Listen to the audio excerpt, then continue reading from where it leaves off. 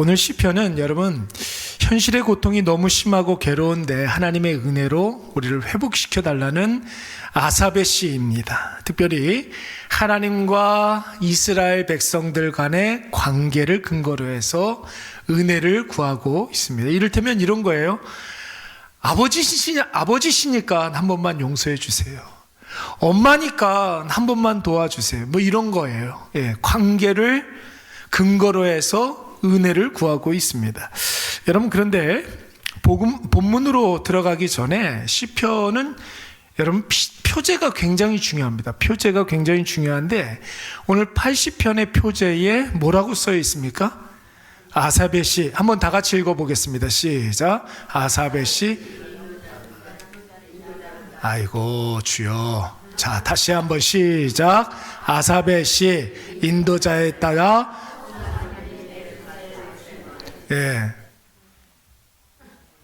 노래, 좀 희한한 단어가 하나 있죠? 다 같이 뭐예요? 소사님 에둣, 이런 말이 있습니다. 소사님 에둣.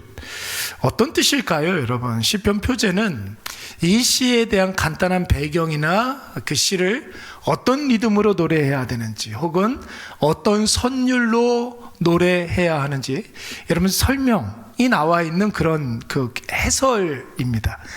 본문에 나오는 소사님 에둣이라는 말은 여러분 리듬이 아니에요. 박자가 아니라 이거는 어떤 선율을 말하는, 그때 당시에 이스라엘 사람들이 누구나 다 아는 그런 선율로 부르라는 거예요. 당시 사람들이 다 아는 곡조에 이 시를 붙여서 가사화시켜서 노래를 하라는 뜻입니다. 우리로 치면 여러분 누구나 다 아는 거 뭐가 있을까요?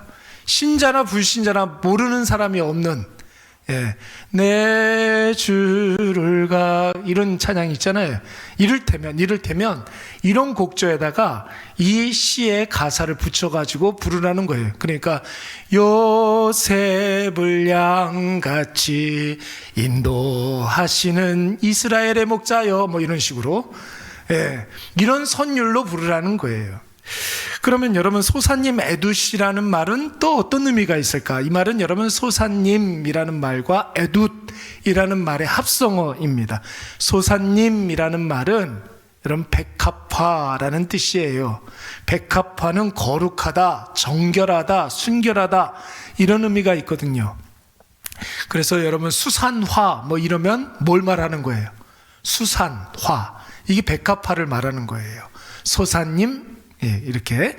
에둣이라는 말은 하나님의 언약, 하나님의 증거, 하나님의 말씀, 뭐 이런 뜻이 있습니다. 그러니까 여러분 소사님 에둣이라는 말은 한마디로 말하면 언약의 백합화, 뭐 이렇게 이야기할 수도 있고, 순결하고 정결한 하나님의 말씀, 뭐 이런 뜻이 있는 것입니다. 여러분 내용은 고난 속에서도 백합화 같은 하나님의 말씀을 기억하면서 회복의 때를 기다린다, 뭐 이런 뜻이 되겠죠. 여러분 이 의미가 그대로 오늘 이 시편 말씀에 들어가 있습니다. 여러분 2절 말씀을 보시면은 에브라임과 므낫세 지파가 나옵니다. 에브라임과 므낫세 지파는 북쪽 이스라엘 중에 북쪽 이스라엘의 10개 지파들 가운데 가장 큰 지파가 바로 에브라임 지파와 므낫세 지파입니다. 그러니까 여러분 이 아삽의 시는 북이스라엘의 멸망 과정에서 이스라엘 백성들이 이방인들에게 능욕을 받고 백성들이 비참하게 죽음을 당하는 모습을 바라보면서, 또 백성들이 포로로 끌려가고 북이스라엘이 비참하게 처참하게 무너지는 것을 바라보면서 이 시를 지었던 것입니다. 여러분 무엇을 근거로 해서? 하나님의 말씀을 근거로 해서 여러분 이스라엘 백성들 회복시켜 달라는 거예요.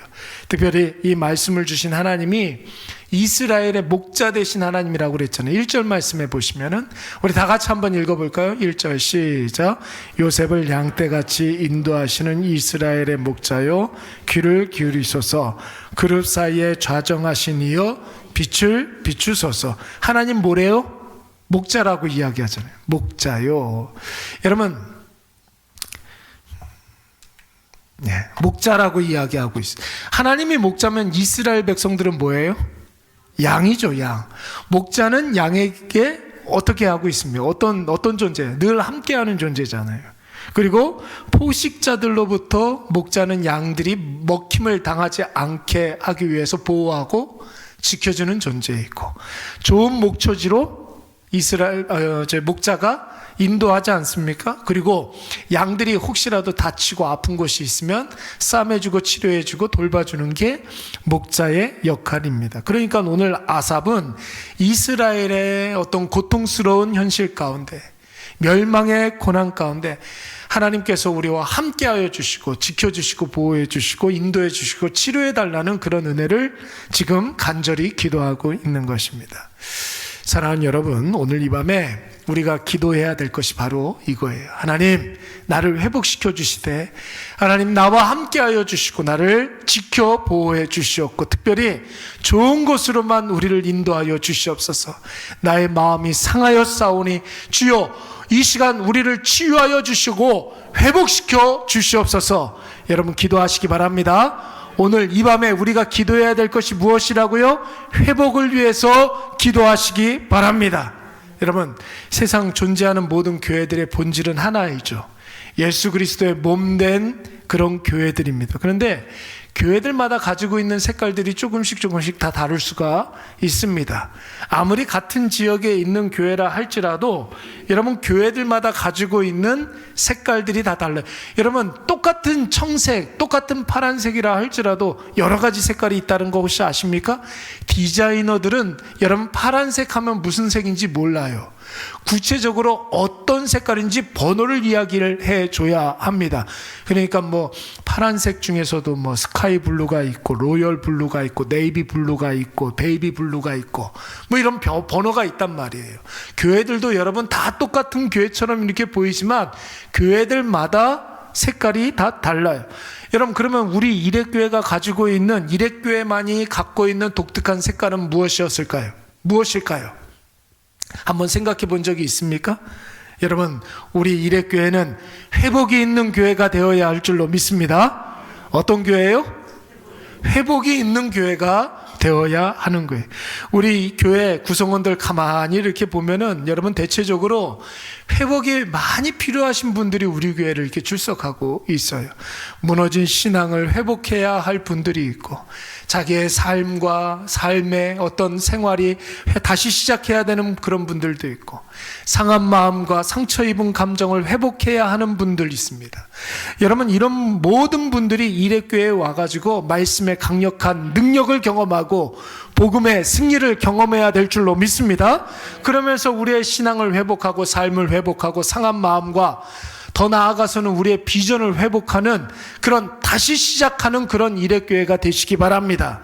제가 그래서 작년부터 여러분들에게 그런 이야기를 많이 했어요. 우리 교회에 열린 문을 통하여서 신자와 불신자가 들어오게 될 터인데, 드나들게 될 터인데, 우리 이레교회 열린 문을 통해서 들어오는 모든 자들이 예배의 열정과 말씀의 위로와 복음의 능력을 경험하여서 무너졌던 신앙이 회복되어지고 주님의 손 붙잡고 다시 시작하는 교회가 되어야 할 줄로 믿습니다. 여러분 이런 이야기들 굉장히 많이 했어요. 여러분 이것이 바로 교회의 역사를, 저는 그렇게 생각하거든요. 교회의 역사가 5년 단위로 이렇게 끊어가지고 방향성을 이렇게 재설정하는 일들이 있어야 될 것 같아요. 교회가 생기고 난 다음에 1년 차부터 5년 차까지는 주의 손이 운행하는 교회, 이게 이제 우리 교회 모토였습니다. 은혜와 능력이 나타나는 교회 되게 해 주시옵소서. 이게 바로 1년 차, 그러니까 1차 교회 부흥 1차 5개년 계획, 1차 5개년 계획, 뭐 이렇게 이야기할 수 있겠는데, 그때는 그런 거였고, 두 번째 5년 때는 여러분 우리 교회가 모든 성도들이 회복되는 그런 교회가 되어야 할 줄로 믿습니다. 우리 모두가 다 회복이 필요한 자들 아닙니까? 신앙의 회복이 필요하고, 예배의 회복이 필요하고, 삶의 회복이 필요하고, 마음의 회복이 필요합니다. 여러분 신구약 성경에서 회복이라는 주제 찾아보면 굉장히 중요해요. 여러분 이방 지역에 살고 있었던 아브라함에게 하나님께서 말씀으로 임하여 주셨습니다. 여러분 그때 당시에 아브라함이 어떤 현실이었습니까? 아들이 하나도 없었어요. 요즘이야 자녀가 없으면 그게 무슨 흠이나 되겠습니까? 그런데 여러분 3500년 전에 아브라함 시대에는 여러분 노동력이 곧 힘이었어요. 그러니까 식구가 별로 없으면 그 사람 취급도 해주지 않았단 말이에요. 그 어떤 영향력도 없었습니다. 그러니까 아브라함은 아들이 없었기 때문에 열심히 자기가 산다 할지라도 그 사회에서 낙오자였어요. 실패자였습니다. 완전히 나락으로 떨어진 그런 존재에게, 아브라함에게 하나님께서 말씀으로 임하여 주셔서 무엇을 약속하셨어요? 회복을 약속해 주셨어요. 실패자였는데 무엇을 주신다고요? 아들을 주심으로 말미암아, 그 아들로 말미암아 많은 후손들이 너에게 생겨날 것이고 너의 후손들을 통하여서 온 열방이 복을 받게 될 것이다. 네가 복의 근원이 될 것이다. 이렇게 이야기했단 말이에요. 그러면 여러분, 이 말씀을 처음 들었던 아브라함의 마음속에는 자기 자신의 회복을 꿈꿀 수가 있었던 것이죠. 여러분, 주의 말씀이 임하는 곳에 회복의 역사가 나타날 줄로 믿습니다. 욥기는 여러분 몇 장으로 구성되어 있습니까? 42장으로 되어 있습니다. 그런데 여러분, 욥기를 이렇게 쭉 읽어가다 보면은 초반에는 한순간에 무너졌던 욥이 여러분 시간이 가면 시간이 갈수록 조금씩 회복되는 그런 과정을 볼 수가 있습니다. 나중에 여러분 욥기 마지막 장에 가게 되면 잃었던 모든 것들을 다 회복하지 않습니까? 여러분, 물리적인 것들, 어떤 재산이라든지 자녀라든지 이런 것들도 다 회복이 되었지만 무엇보다도 하나님에 대한 신뢰가 회복된 줄로 믿습니다. 믿음이 회복이 되니까 모든 것들이 다 회복이 되는 거예요.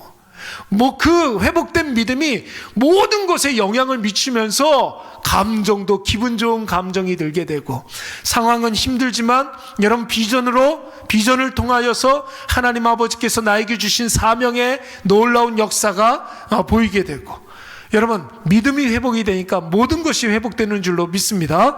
오늘 우리 사랑하는 일해 가족들의 그 10년 가운데 하나님께서 주신 그 믿음이 날마다 배가 되어서 회복되어지시기를 간절히 바랍니다. 회복하면 또 빼놓을 수 없는 인물 하나 있어요. 느헤미야. 여러분 한번 생각을 해보세요. 느헤미야는 파사 나라에, 페르시아 나라의 아주 유능한 신뢰받는 총리 대신이었습니다. 얼마든지 호가호위 할 수 있었던 그런 사람이었는데, 자신의 동족인 이스라엘 백성들이 예루살렘으로 돌아가고 난 다음에 성전 하나를 이렇게 지어놓고 감격하고 있는데 외부의 적들이 자꾸 쳐들어와서 죽임을 당하고 노략을 당하고 또다시 처참한 그런 참혹한 현실 가운데 있다는 소식을 듣게 됩니다. 여러분, 이때 느헤미야가 마음속에 심중에 다른 듯한 그 아픔이 있어서 기도하는 가운데 여러분 페르시아의 황제에게 허락을 받고 유다 나라의 예루살렘의 총리로 돌아가게 되는 것이죠. 그래서 제일 먼저 무엇부터 수축하게 됩니까? 성벽. 뭐부터? 성벽. 외세가 쳐들어오지 못하도록 성벽을 다시 쌓게 되는 거예요. 그러면서 이스라엘 백성들이 회복되어지는 줄로 믿습니다. 무너졌던 것을 다시 한번 쌓아가시는 저와 여러분이 되시기를 간절히 바랍니다. 예배를 쌓아가시는 거예요. 기도를 쌓아가시는 거예요. 말씀을 쌓아가시는 거예요. 그러면 여러분, 외부로부터 오는 유혹과 위협이 결단코 우리를 침노하지 못하게 될 줄로 믿습니다. 우리 다 같이 본문 7절 8절 말씀 우리 다 같이 한번 읽어보겠습니다. 7절 8절 시작. 만군의 여호와여, 주의 얼굴의 광채를 비추사. 8절, 주께서 한 포도나무를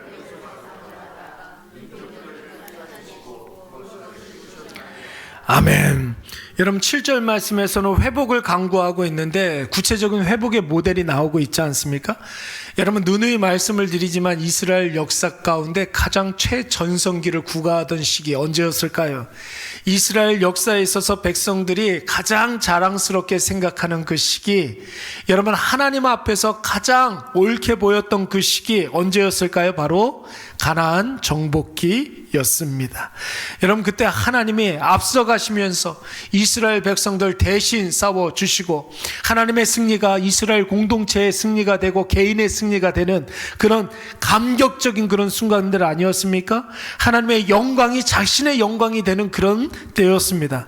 사랑하는 여러분, 여러분이 이레교회에 오시기까지 이전에도 신앙생활 참 잘해 오셨습니다.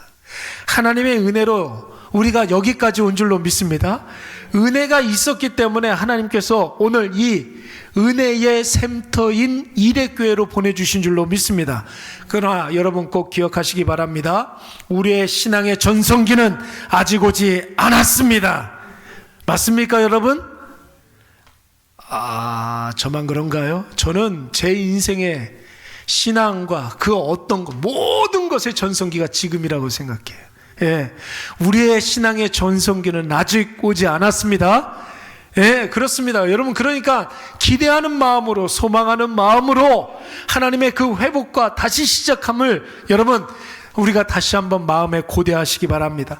나이는 많이 먹고 힘도 없고 체력도 딸리고 가진 것도 없지만, 그러나 하나님은 그런 인간적인 조건을 가지고 사람을 평가하는 분이 아니라고 그랬어요. 하나님은 딱 하나만 보시는 분이신 줄로 믿습니다. 하나님을 믿는 믿음. 하나님을 얼마나 사랑하는가. 하나님에 대한 그 믿음, 하나님에 대한 그 사랑, 그것만 보시는 거예요. 그러니까 여러분, 우리의 믿음이 회복이 되면 그 어떤 것도 두려움이 없다라는 것이죠. 그런 측면에서 봤을 때 우리가 그간에도 믿음으로 승리했지만, 예수 그리스도의 풍성한 은혜를 우리가 누려왔지만 그걸로 끝나는 것이 아닙니다. 우리 앞에 더 큰 은혜가 있는 줄로 믿습니다. 우리 앞에 더 놀라운 하나님의 역사가 나타날 줄로 믿습니다. 오늘 이것을 꼭 기억하셔서 오늘 이 밤에 우리가 기도할 때, 주여 나를 회복시켜 주시옵소서. 어떻게 기도해야 된다고요?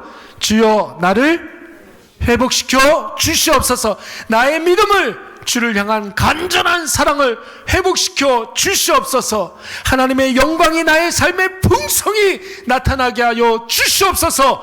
여러분, 날마다 기도하면서 모든 것이 회복되어지는 귀한 은혜의 역사를 여러분 보시기 바랍니다. 그러면 주님의 손이, 주님의 오른손이 나의 손을 꽉 잡아서 우리보다 한 발 앞서서 우리를 선한 곳으로 인도해 주실 줄로 믿습니다. 우리 이 시간